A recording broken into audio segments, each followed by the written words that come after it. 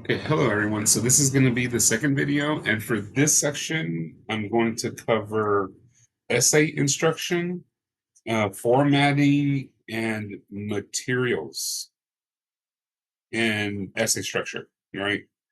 Okay, so I'll start off. Um, so essay instruction. Organization is essential to success. Organizing is a lifelong process. Organizing things begins with questioning, and we will also discuss this in a couple of weeks about the process and act of asking questions. Okay, but you may ask yourself, why is this necessary? What would I get out of doing this? What do I want to do in life? Asking questions is needed to begin organizing things: a home, a relationship, a society, a civilization. In each process of asking questions to organize, questions help identify an issue, and questioning can help approach and organize a response to a situation. A writer has to think about organization, order, and presenting information, as well as how they will write about the topic. When you begin to write an assessment of the manuscript you're assigned, you are engaging in a process where writers and editors work with the manuscript for eventual publication. For this assignment, you are in the position of an editor. You are looking for how effectively the writer has conveyed their point in the assigned essay. This exercise also shows you how to do an academic assessment and critique. I ask you to be critical and fair minded about your assessment and critique. Okay.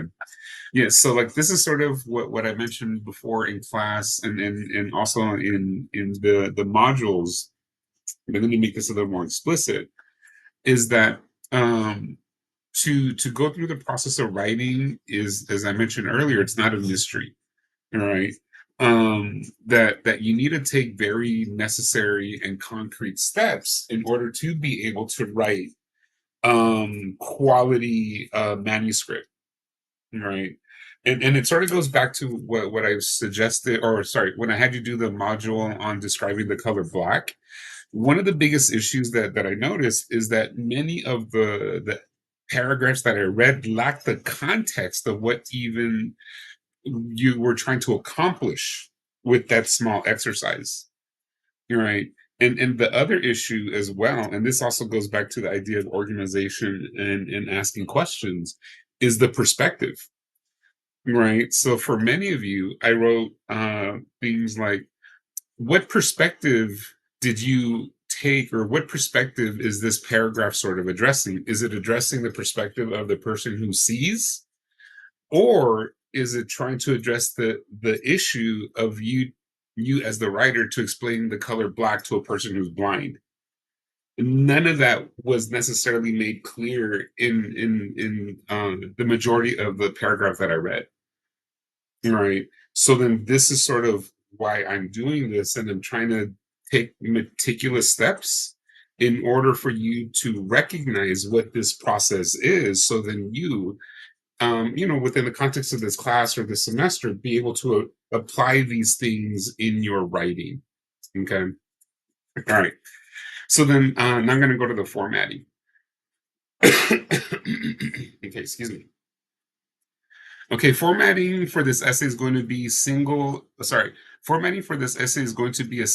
meaning that you're just going to submit one essay, all right? You're not going to submit like five or six different sections. That's just one, it's too disorganized, and it won't necessarily provide a holistic view of what you're trying to accomplish for this particular assignment or exercise. All right, so following the prompt to how you are to organize and the structure of this essay. Okay, so the essay is going to be between 5 to 7 pages long. All right, and it's going to be double spaced. You're going to use a 12-point font, no other font size, no 12.5 or 12.1 or 11.5 or 13. It's going to be 12.5. And I am going to measure. All right. So I have a thing that I sort of learned from a professor when I was an undergraduate at UC Santa Barbara, is like, this is like 20th century teaching technology. He had a transparency, right? A transparency is just like a clear piece of plastic the size of a paper. And what he would do is he would literally print out like just like 12-point text and he would have like a square that would measure the margins and double spacing and all that.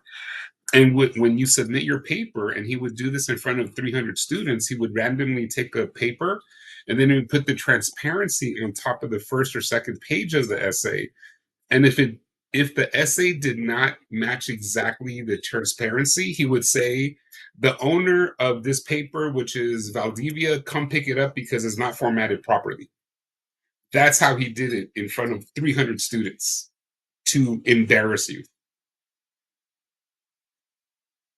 Okay. So fortunately I never did that. I just, gave my name.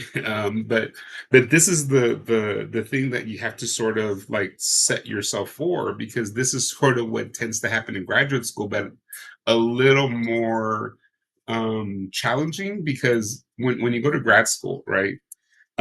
You're a student, but the relationship between you as a student and the professor in the graduate program and taking courses is that professors take more interest in graduate students, because those people are going to be their future colleagues, right? So you really, hopefully with the course you'll be able to recognize that you have to have a certain type of mindset in order to thrive and succeed in this type of institution. Okay. Yeah, and I know, like, bringing up the conversation in terms of font, all right? But that's sort of the main point. All right, let me go back to this. All right. So you're also going to use Times New Roman, no other fonts, because I'm also going to be checking that. And make sure that the margins are set at 1 inch, for the right and left margins. And then lastly, provide a works cited page at the end of the essay. A works cited page begins on a separate page from the last page of your manuscript. All right. And this is just to get you into the habit of submitting a works cited page. You're not going to do this all the time for me, but this is just the one moment instance that I'm going to ask you to do a works cited page. Okay. All right. So then the next, I'm going to continue. Oh, all right. Here. Oh, this is also important. Sorry. This is something that you definitely need to pay attention to. Okay. And especially if you want to maintain the integrity of your formatting when you submit your work to me at the end of the week. Because if I see the image distorted, because Canvas will distort your document or your manuscript if you save it as a Microsoft Word document or any other format. Before you submit, make sure you save it as a PDF, because like when I talked about aesthetics, if I don't see that it's formatted in the proper way, I will deduct points. Okay. All right. So I'm just trying to make this clear as possible. Okay. So, but if you have any questions, please ask them, email me, come to my office hours on Wednesday, or even visit me if you on the virtual class. Stop by during my virtual office hours. And for those who are in the face-to-face class, we could also make an appointment via Zoom. Okay. All right. So now the materials. So these are the materials needed to complete this exercise successfully. Richard and Paul and Linda Elder, The Miniature Guide to Critical Thinking Concepts and Tools. Also, Richard and Paul and Linda Elder, How to Write a Paragraph, The Art of Substantive Writing, as well as, and this is something that you should always have when you're sitting in front of your computer, your laptop, or any device when you write, is have an online or physical copy of a dictionary and a thesaurus, or at least have Purdue OWL open in a window so you could use it as your online writing resource lab. Right. And as I mentioned before, this is a online writing lab that is sponsored by Purdue University, that's free to everyone. All right. So I definitely encourage you to visit the Purdue OWL website. Okay. And then lastly, all right. So I'm going to stop here. Okay. And then I'm going to continue with the essay structure and the part one and part two, or the other